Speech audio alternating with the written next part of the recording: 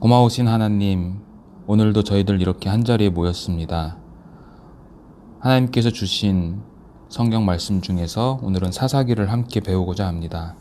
이 말씀을 통해서 우리가 하나님을 더욱더 알아가고 그 하나님을 지식적으로 또 삶의 가운데에서 체험함으로 말미암아 우리가 그 하나님의 모든 것들을 알아가는 큰 은혜를 허락하여 주시옵소서. 시작하는 시간부터 마치는 시간까지 오직 성령님께서 저희들에게 능력 베풀어 주시기를 원하면서 이 모든 말씀 예수님의 이름으로 기도드렸습니다. 아멘.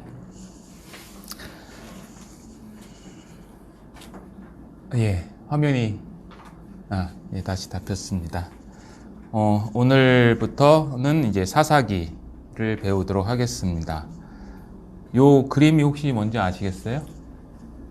이게 삼손이 그 전쟁에 사용했던 나귀턱뼈입니다. 저의 닉네임이기도 하죠. 오늘 사사기 배울 건데요. 우선 명칭부터 보시도록 하겠습니다. 명칭은 히브리어로는 쇼프팀이라고 하고요. 헬라어로는 크리타이, 그 다음에 라틴어 성경은 리베르 주디쿰이라고 되어 있는데요. 이 세 가지의 단어가 다 동일한 의미예요. 그래서 재판하다, 재판관, 또 사사들, 그리고 리베르 주디쿰은 사사들의 책, 그런 의미를 담고 있습니다. 화면이 자꾸 끊기네요. 이상하네. 네.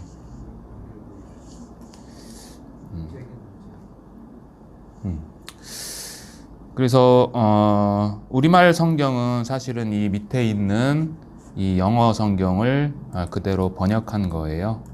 그래서 사사기, 선비사자, 스승사자인데요. 어쨌든 사사기라는 이름을 갖고 있는데, 실제적으로 이 사사기에 보시면 이 재판하는 장면, 지금 이게 재판관이라는 의미를 담고 있는데, 재판하는 사사는 드보라 말고는 재판하는 내용은 없어요.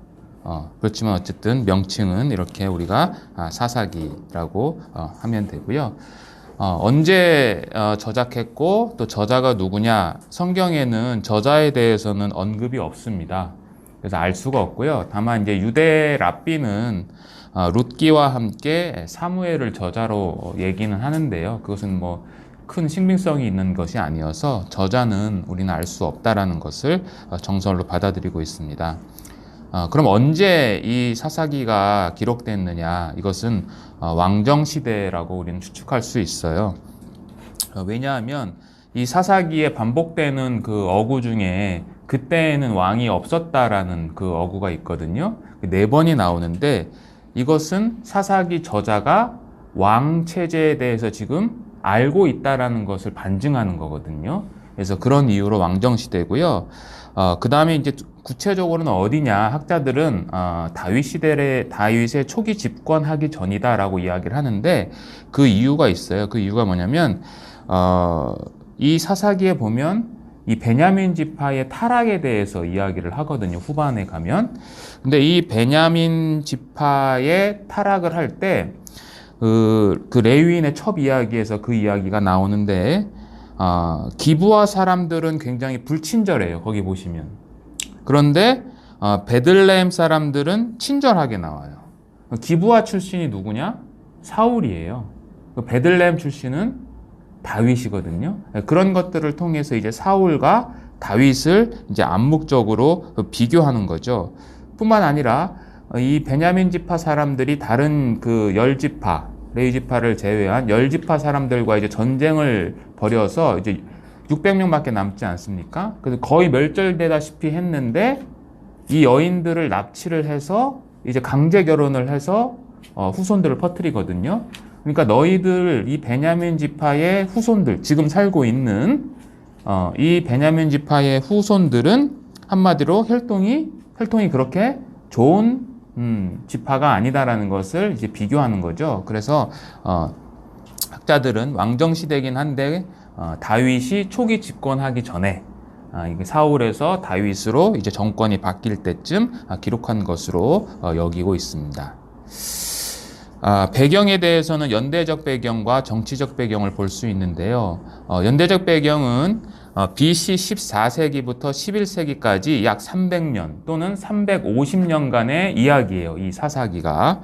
그래서 여호수아가 언제 죽냐면 우리가 그 출애굽기 할 때 늦은 출애굽기설, 이른 출애굽기설 이렇게 배웠는데 이 여호수아의 죽음을 BC 1390년경으로 이렇게 봐요. 늦은 출애굽기설에 의하면. 그래서 그때부터 약 300년까지인데 이 사사기에 등장하는 사사들의 총 통치 기간을 합하면 410년이 나오거든요.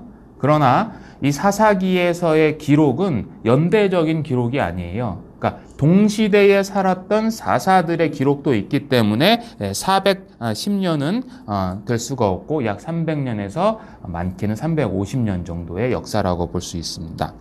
이 사사기에는 총 12명의 사사가 등장을 하는데 구약 성경에서 마지막 사사가 혹시 누군지 아세요? 사사기에서 마지막 사사는 삼손이거든요. 구약 성경에서의 마지막 사사는 사무엘이에요. 잠깐 그럼 성경 사무엘상 7장 6절 한번 보시겠어요? 참고로 그냥 알아두세요. 사무엘상 7장 6절에 보면 이제 사무엘이 자기의 아들들을 사사로 세웠다는 얘기도 있고요. 7장 6절에 보시면 이런 말씀이 있습니다.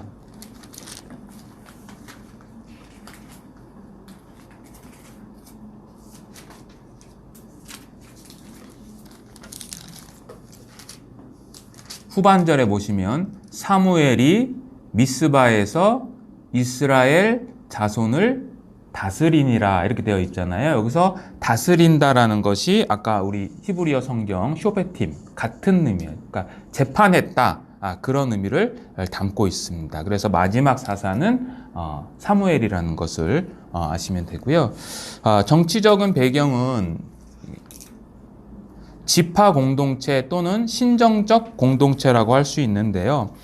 이 당시는 아직 왕정체제가 아니기 때문에 흩어진 이 12지파가 느슨하게 맺어져 있었어요. 그러면 이들을 하나로 묶는 역할을 했던 것이 뭐냐면 하나님의 언약이고 그 언약을 계명이죠. 언약과 계명을 가르친 레위 지파 사람들이 48개 성읍을 받아서 흩어져서 살았다라고 우리가 여호수아 할 때 배웠잖아요. 그러니까 느슨한 지파 동맹체였을 뿐만 아니라 이제 하나님께서 다스리는 신정적인 공동체라고 우리가 볼 수 있어요. 그래서 어쨌든 이러한 느슨한 지파 동맹체는 나중에 이제 왕정 체제를 요구하는 하나의 원인이 되기도 합니다. 그리고 지정학적으로 이 당시에 중심지는 따로 없었어요. 수도가 별도로 있었던 것이 아니라 법궤가 있는 곳이 이제 지정학적으로 중심지요, 종교의 중심지였어요. 그게 이제 여호수아 시대에는 이제 실로에서 그것이 있었다라고 우리는 배웠습니다. 자, 정경적인 위치는 지난번에 배웠던 여호수아와 마찬가지로 이제 역사서에 들어갑니다. 두 번째 역사서죠. 여호수아 다음에 있는 이제 두 번째 역사서고요. 자, 그러면 사사에 대해서 우리가 잠깐 먼저 살펴보겠습니다. 사사, 히브리어로 쇼페트라고 하는데 이 사사를 가리키는 이 쇼페트는 아까도 말씀드린 것처럼 다스리다, 재판하다라는 뜻을 가진 그 샤파트라는 동사에서 나온 단어예요. 어쨌든 재판한다라는 그런 의미를 담고 있어요.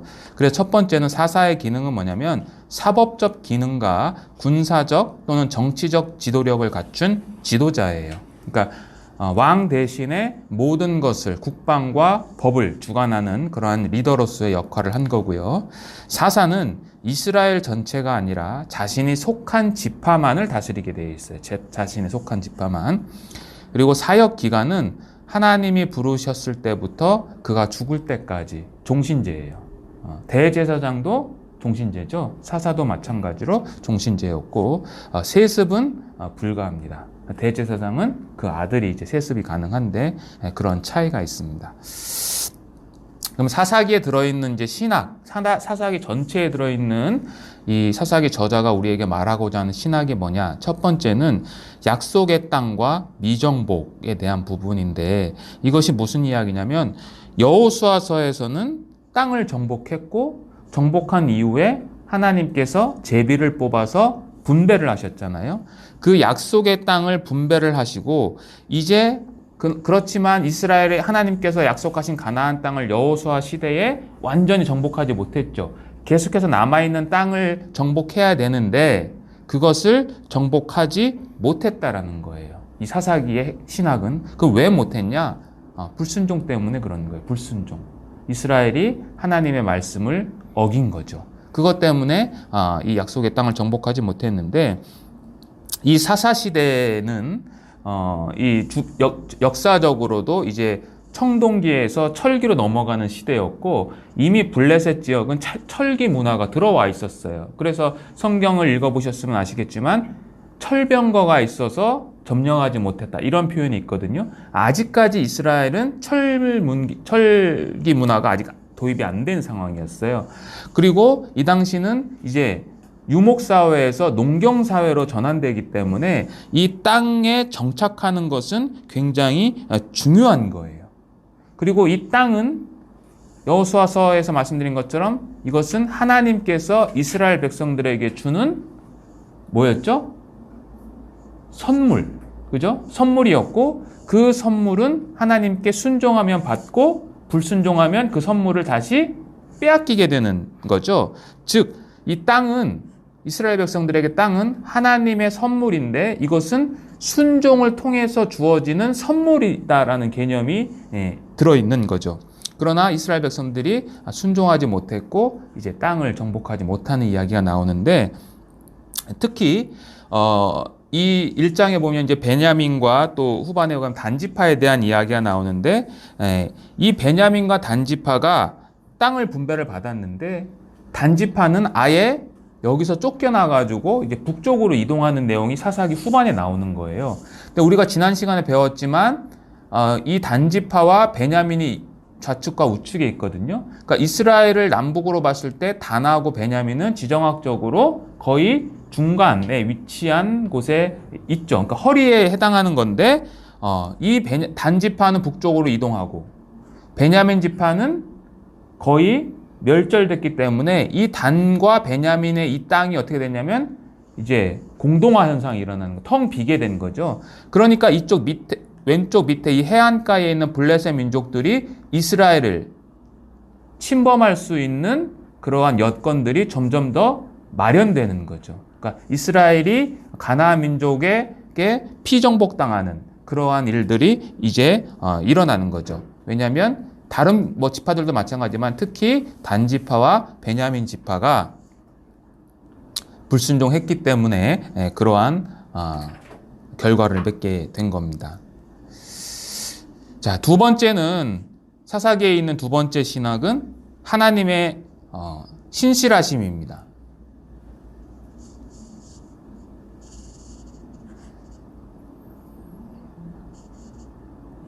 이게 자꾸 껐다 켜지네요. 연결 부위가 조금 문제가 있는 것 같은데.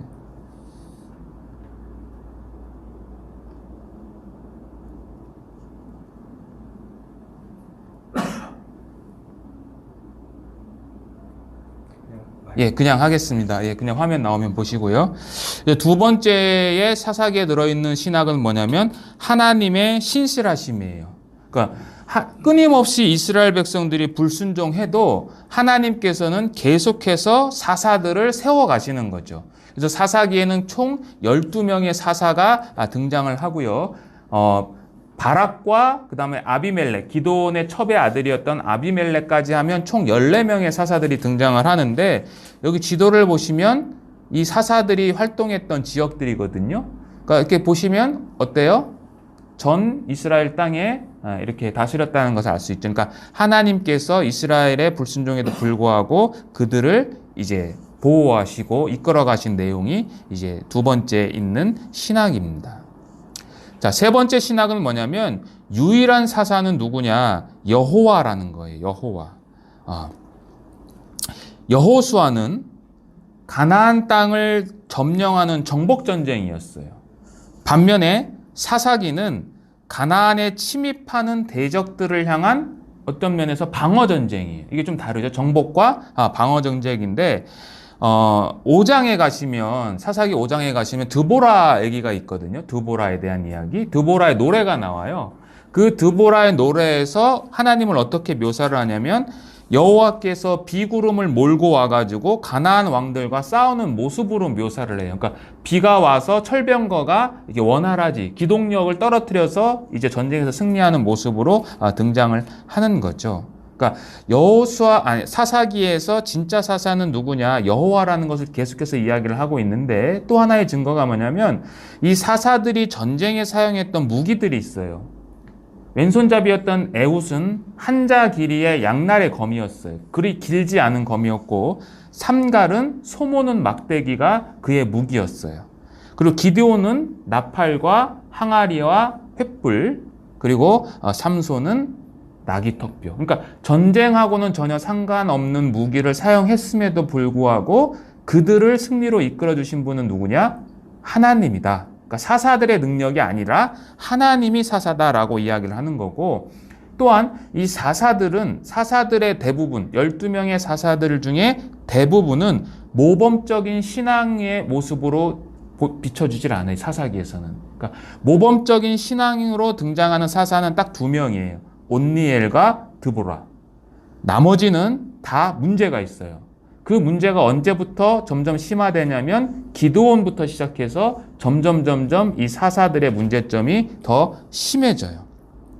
그래서 이 사사기에 들어있는 세 번째 신학은 유일한 사사는 누구냐? 인간이 아니라 하나님이다. 그리고 그것을 성경에는 이렇게 이야기를 하고 있습니다. 사사기 11장 27절에 보면 여기 써 있습니다. 심판하시는 여호와께서 오늘 이스라엘 자손과 암몬 자시에 판결하시옵소서. 이건 입다가 한 말인데요. 여기서 심판하시는 여호와라는 것이 이 히브리어로 예흐와 핫쇼페트인데요.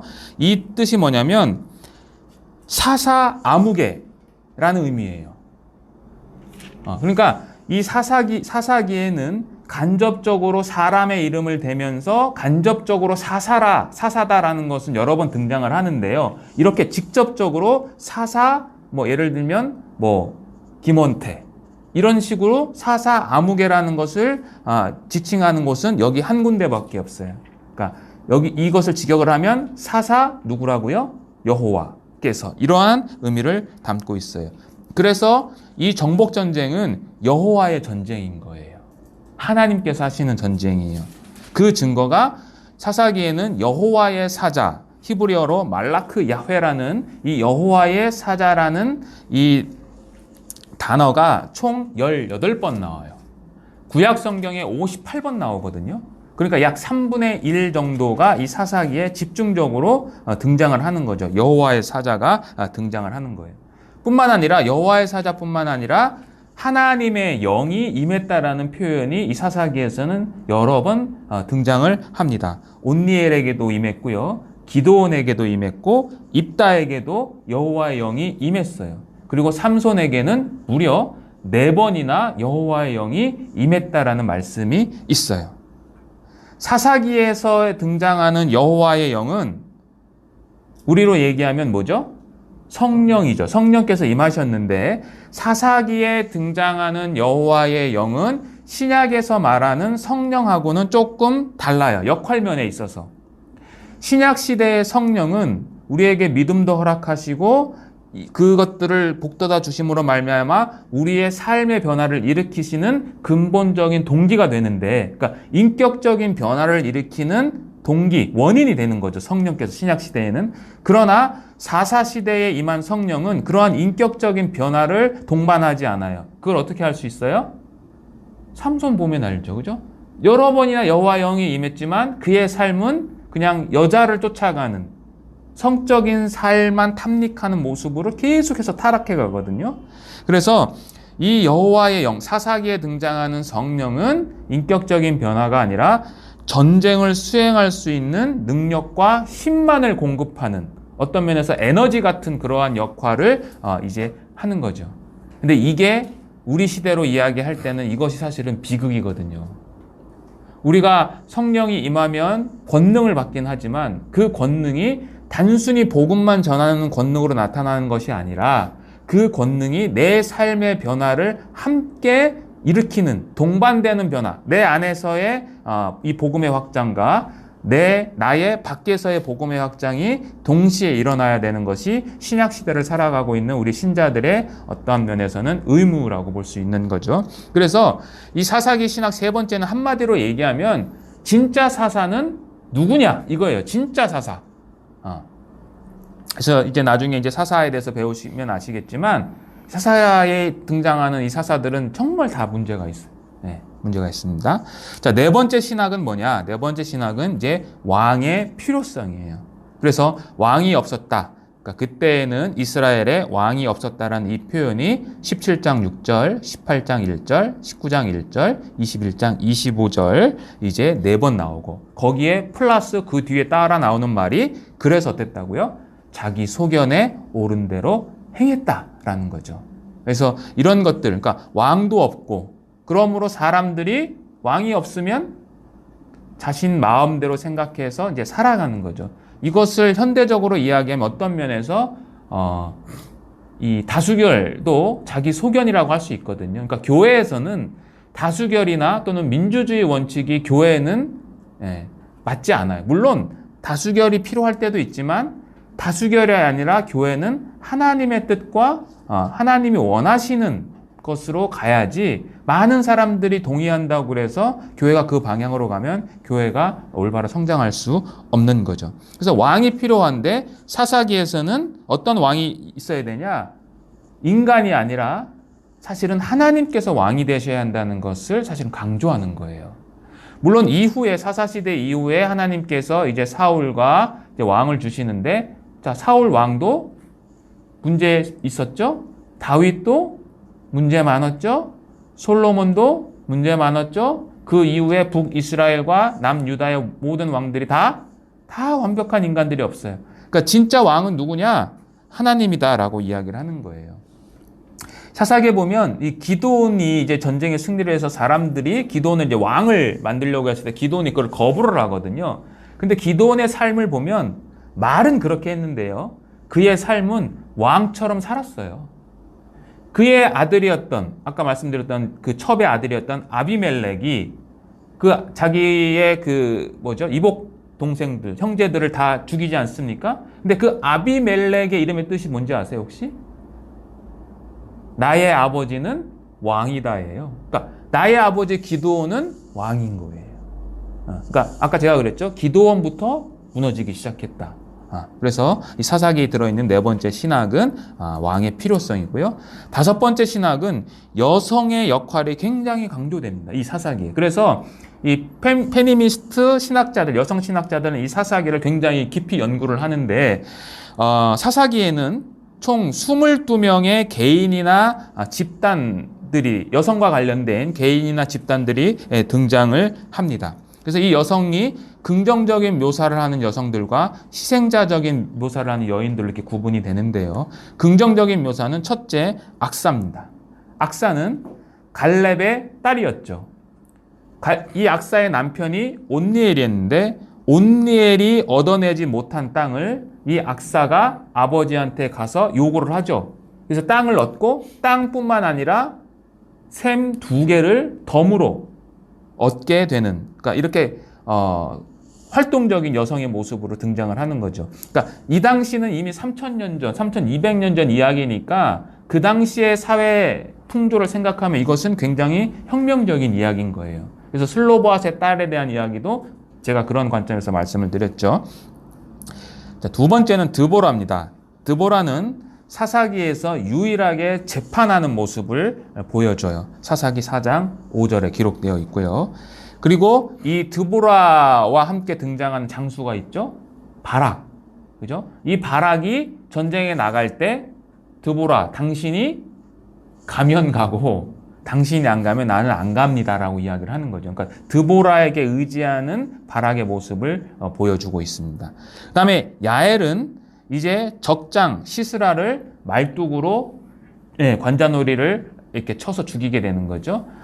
이 당시는 아직까지 유목 생활을 하고 텐트 생활을 했기 때문에 이 텐트를 누가 쳤느냐? 이 당시에는 여자가 쳤어요. 그러니까 말뚝 박는 일은 늘 하던 거예요.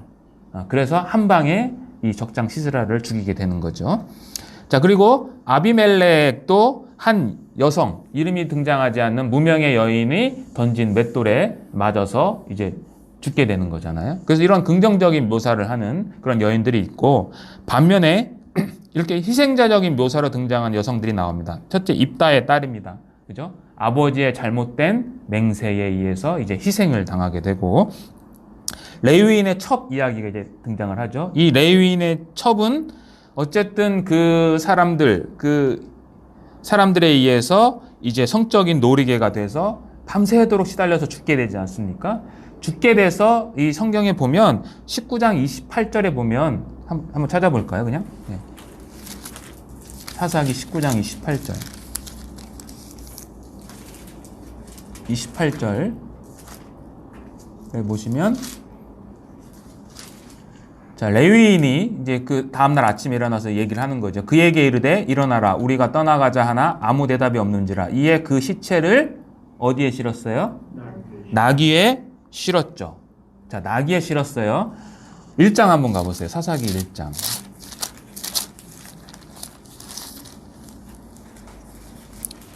1장 14절 악사 이야기. 1장 14절 한번 보세요. 악사가 출가할 때에 그에게 청하여 자기 아비에게 밭을 구하자 하고 어디에서 내려요? 나귀에서 내리죠. 그러니까 한 여인은 둘 다 이제 나귀를 탔는데, 한 여인은 나귀에서 내리고 한 여인은 죽어서 나귀에 실리고 나귀에 태워지는 거죠. 뿐만 아니라 이 레위인의 첩은 어쨌든 자기 첩이잖아요. 그러면 그렇게 시달림을 당해서 죽었으면 곱게 장사를 치러주는 게 상식 아닙니까? 근데 그게 아니라 예리한 칼로, 이게 그 창세기 22장에 등장하는 칼과 같은 단어예요. 굉장히 예리한 칼로 12토막을 내는 거죠. 그러니까 이것은 마치 뭐예요? 그 레위인의 첩, 그 여인을 사람이 아니라 그냥 짐승 취급하는 거예요. 그리고 그 복수를 위해서 악용되는 거죠. 이용당하는 거죠. 그래서 12지파에 마치 번제물에 짐승처럼 이제 토막내서 잘려져 나가는 거죠. 뿐만 아니라 세 번째는 야베스 길로앗과 실로의 여자들이, 이 베냐민 지파들이 이제 멸절당하니까 각각 야베스 길로앗에서는 몇 명? 400명. 실로에 있는 여자들, 여호와의 축제 때 모인 그 실로와 여자들은 200명을 어떻게 해요? 납치해요. 납치해서 강제적으로 관계를 맺고 강제 결혼을 하는 거예요. 그러니까 이러한 여성들의 모습들이 기록되어 있습니다. 이게 사사기에 기록된 5가지 신학 내용이고요. 이제 구조를 좀 보겠습니다. 가장 대표적인 구조가 나선형의 하강 구조입니다.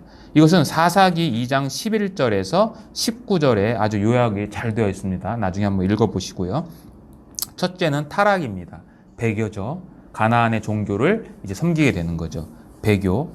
그래서 배교를 하니까 하나님께서 진노하시고, 진노함으로 말미암아 하나님이 심판을 같이 하시는 거고, 그리고 이스라엘이 심판받음으로 말미암아 부르짖고 회개하죠. 그리고 하나님은 사사를 보내서 구원하시지만 이스라엘 백성은 다시 재타락하는, 이것이 뺑뺑뺑뺑 돌아가는데 나선형의 하강 구조라고 그랬잖아요. 그러니까 나선형은 이렇게 돌아가는데 하강 구조니까 점점 이 타락의 강도가 세지는 거예요.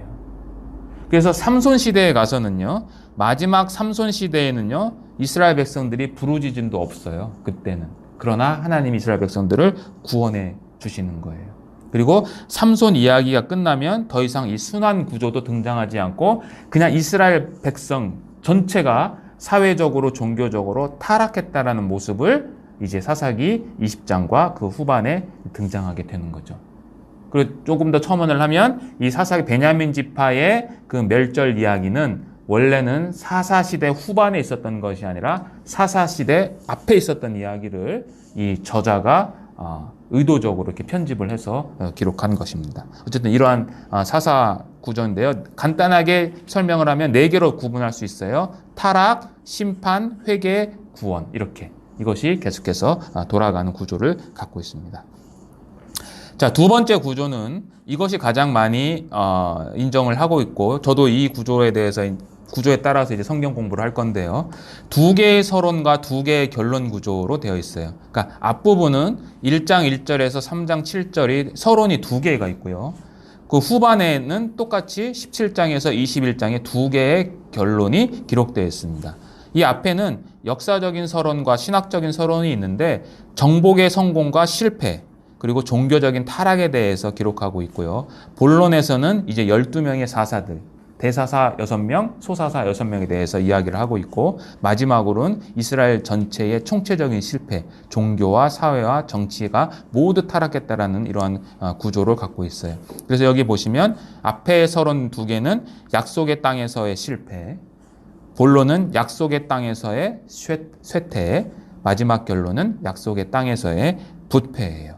그래서 이 1장 1절과 2장 6절은 모두 여호수아를 언급함으로 시작합니다.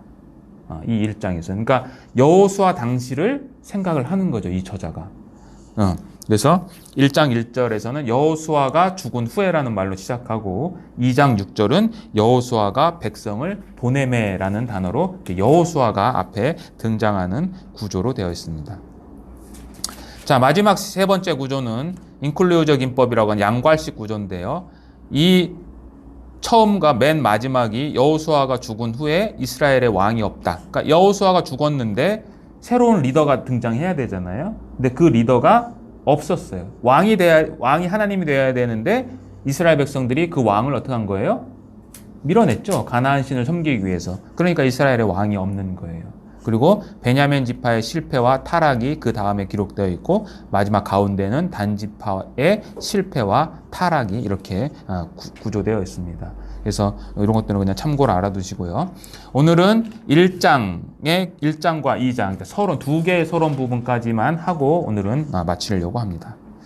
자, 이제 내용으로 들어가겠습니다.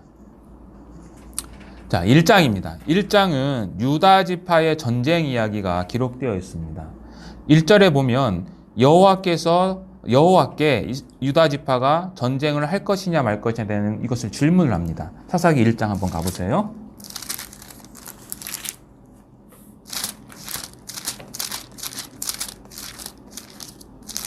예. 1장 1절에 보시면 여호수아가 죽은 후에 이스라엘 자손이 여호와께 묻자와 가로되 우리 중 누가 먼저 올라가서 가나안 사람과 싸우리이까? 이렇게 질문을 하죠. 그래서 하나님께서 유다 지파가 올라가라고 합니다. 그러나 유다 지파가 그 말씀에 불순종합니다. 그래서 시므온 지파와 연합을 해요. 시므온 지파는 여호수아서 배울 때 그 땅이 어디에 있었는지 혹시 기억하세요? 유다 지파 땅 안에 시므온 지파가 있었죠. 같은 그 안에. 그리고 이 야곱의 4명의 아내 중에서 이 유다와 시므온은 누구의 후손이었죠? 누구의 자녀? 첫 번째 부인이었던 레아의 자녀예요. 그러니까 시므온이 둘째 아들, 셋째 아들이 레위, 넷째 아들이 유다예요. 그러니까 형동생 사이인 거죠. 하나님은 유다 지파만 올라가라고 그랬는데 유다 지파는 시므온 지파와 연합합니다. 여기서부터 조금씩 문제가 생겨요. 이 사사기 1장을 쭉 읽어보시면 나중에 이 이후에 하나님께서 이 시므온 지파도 같이 싸워서 승리를 하는데 시므온 지파에 대한 언급이 없어요. 그러니까 유다 지파가 했다라는 말만 기록하고 있어요. 사사기 자세히 읽어보시면. 자, 그리고 난 다음에 이제 아도니 베색을 를 통해서 승리하는 내용이 나오는데, 아도니 베색은 베색의 주인이라는 그런 의미를 담고 있어요. 그래서 그를 잡아서 엄지손가락과 엄지발가락을 절단합니다. 이것은 뭐냐면 이스라엘 백성들의 율법은 시체를 어떻게 해요? 이러한 처형법은 없어요. 이스라엘 백성들에게는. 이것은 그 당시 가나안 사람들이 적에게 행했던 이러한 습성이었어요. 그러니까 엄지발가락과 엄지손가락을 자른다는 것은 그의 군사적인 능력을 무너뜨리는 거예요. 칼을 쥐울 수도 없고 엄지발가락이 없으면 균형을 잡을 수가 없기 때문에 기동력이 떨어지는 거죠. 근데 이것을 이제 나중에 성경에 보시면 아시겠지만 아도니베섹이 자기도 과거에 그렇게 했다라고 이야기를 하는 거거든요. 그러니까 가나안의 풍습을 유다 지파가 행하는 거죠. 그래서 유다 지파의 가나안화가 일어나고 있는 거예요. 이게 지금 하나씩 유다 지파.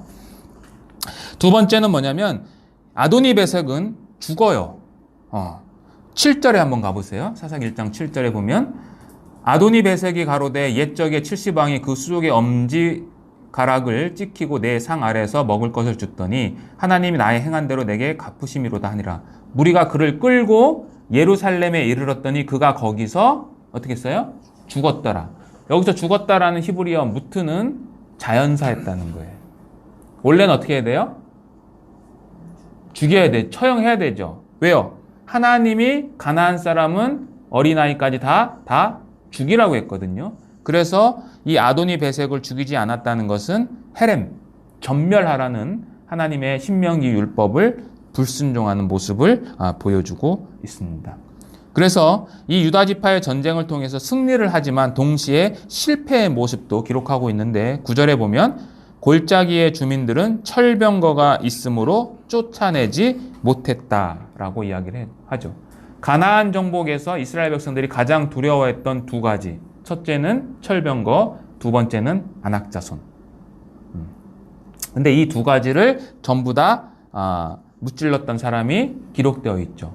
그게 바로 갈렙이죠. 그리고 온니엘.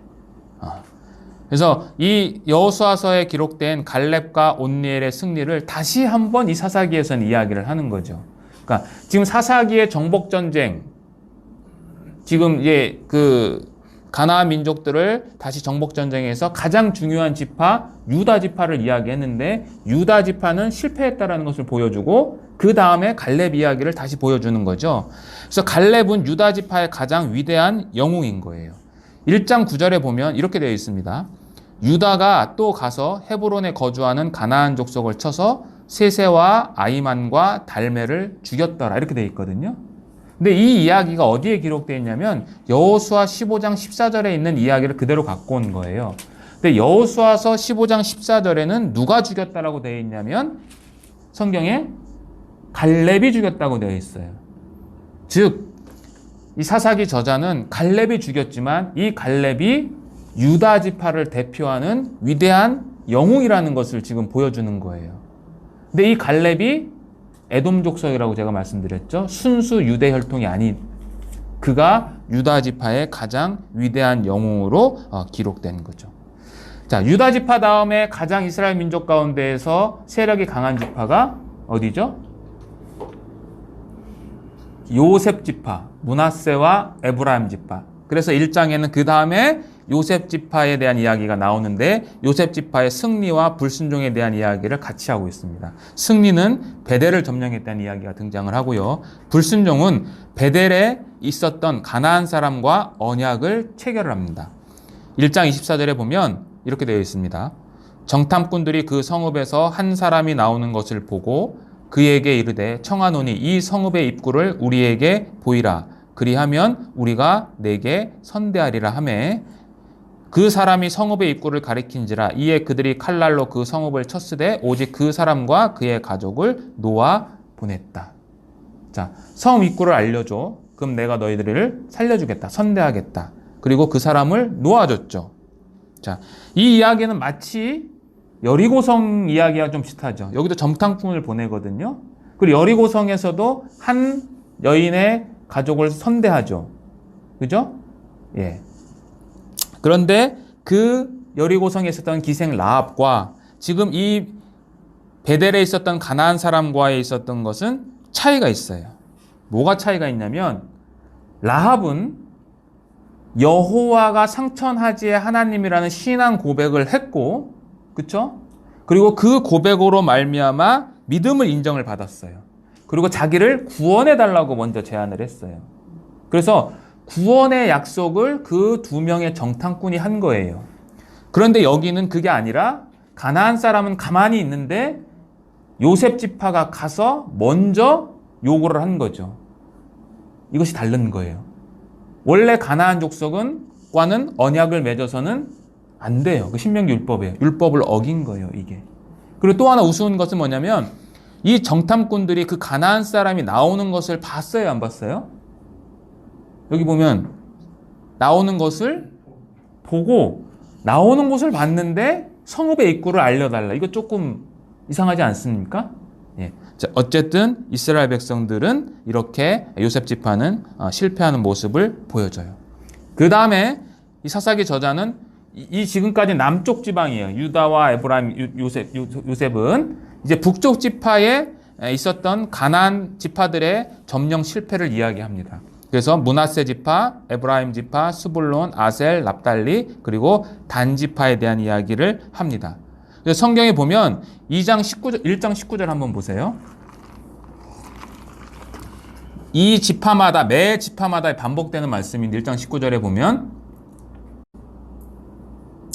여호와께서 유다와 함께 하신 고로 그가 산지 거민을 쫓아내었으나 골짜기의 거민들은 철병거가 있으므로 그들을 쫓아내지 못하였으며 21절 한 번만 더 볼게요. 베냐민 자손은 예루살렘에 거한 여부스 사람을 쫓아내지 못하였으므로 여부스 사람이 베냐민 자손과 함께 오늘날까지 예루살렘에 거했다. 그러니까 쫓아내지 못했다라는 것이 각 지파별 이야기할 때마다 종결 어미로 끝나요, 이것이. 그런데 이 쫓아내지 못했다라는 히브리어는 로 호이슈인데요. 정확하게 번역을 하면 쫓아내지 않았다는 거예요. 그러니까 능력이 없어서 쫓아내지 못한 것이 아니라 능력이 있음에도 불구하고 의도적으로 불순종한 거예요, 이게. 그래서 제가 여기다가 의도적인 불순종이라고 적어 놓은 거예요. 의도적으로 불순종한 거예요. 그래서 1장의 결론은 뭐냐? 1장의 결론은 이스라엘의 점진적인 실패예요. 유다 지파. 가장 희망적인 유다 지파부터 시작해서 점점 실패하는 내용을 보여주고 있는 거죠. 지리적으로도 말씀드린 것처럼 남쪽에서 시작해서 북쪽으로 이렇게 올라가면서 이스라엘이 점진적으로 실패하고 있다라고 보여주는 거죠.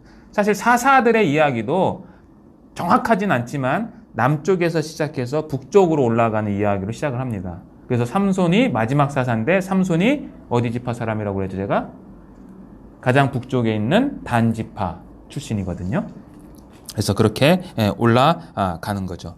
그리고 1장 1절 우리가 방금 읽었는데 여호와께 묻잖아요. 그죠? 그래서 하나님께서 유다가 함께 올라가라 이렇게 이야기를 하죠. 20장 한번 가보시겠어요? 20장. 자, 20장에도 이제 베냐민 지파와 다른 나머지 지파가 전쟁을 합니다. 20장 18절 한번 보세요. 18절 보면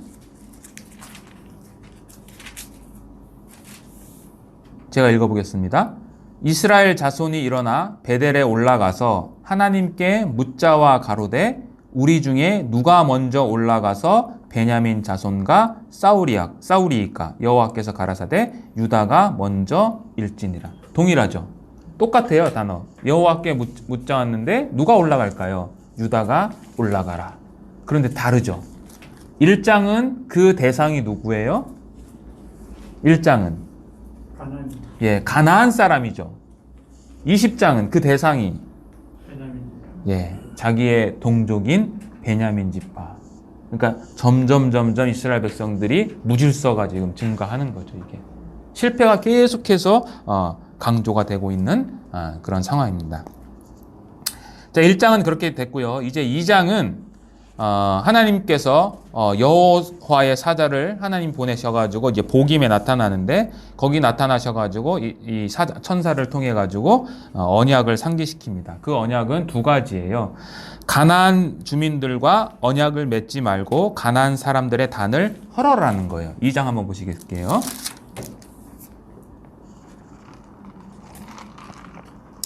2장 1절 여호와의 사자가 길갈에서부터 복임에 이르러 가로되 내가 너희로 애굽에서 나오게 하고 인도하여 너희 열조에게 맹세한 땅으로 이끌어 왔으며 또 내가 이르기를 내가 너희에게 세운 언약을 영원히 어기지 아니하리니 너희는 이 땅 거민과 언약을 세우지 말며 그들의 단을 헐라 하였거늘 너희가 내 목소리를 청종치 아니하였다. 자, 여호와의 사자가 등장을 했어요. 그리고 하나님께서는 언약을 지키셨다라는 것을 먼저 이야기해요. 그런데 너희들은 언약을 지키지 않았다. 가나안 사람을 몰아내지 않았고 그들과 언약을 맺지 말라고 했는데 언약을 맺었다라고 이야기를 하죠. 근데 이 말씀이 여호수아서에 동일하게 기록되어 있어요. 여호수아서 한번 가보세요. 23장 12절. 여호수아의 이제 마지막 유언이죠. 12절 11절부터 보겠습니다. 그러므로 스스로 조심하여 너희 하나님 여호와를 사랑하라. 너희가 만일 퇴보하여 너희 중에 빠져 남아있는 이 민족들을 친근히 하여 더불어 혼인하며 피차 왕래하면 정령이 알라. 너희 하나님 여호와께서 이 민족들을 너희 목전에서 다시는 쫓아내지 아니하시리니 그들이 너희에게 올무가 되며 덫이 되며 너희 옆구리에 채찍이 되며 너희 눈에 가시가 되어서 너희가 필경은 너희 하나님 여호와께서 너희에게 주신 이 아름다운 땅에서 멸절하리라. 이미 경고했던 거예요. 그리고 그 경고를 지키지 않으면 이 가나안 족속이 너희들의 가시와 올무가 될 거다라고 이야기를 하는 거거든요. 다시 사사기 2장 가보겠습니다. 2장 5절, 2장 2절에 보시면 자, 너희는 이 땅 거민과 언약을 세우지 말며 그들의 단을 헐라 하였거늘 너희가 내 목소리를 청종치 아니하였도다. 그리함은 어찌미뇨.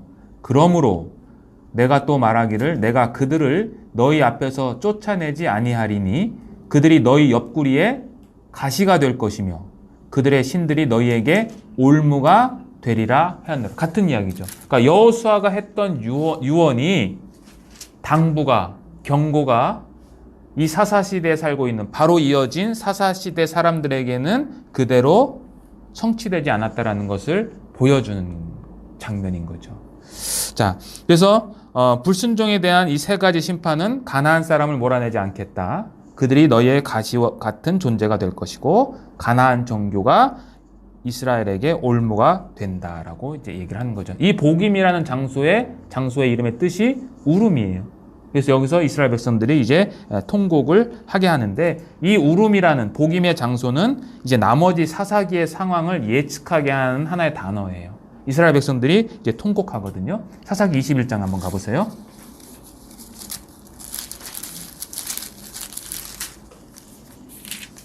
21장 2절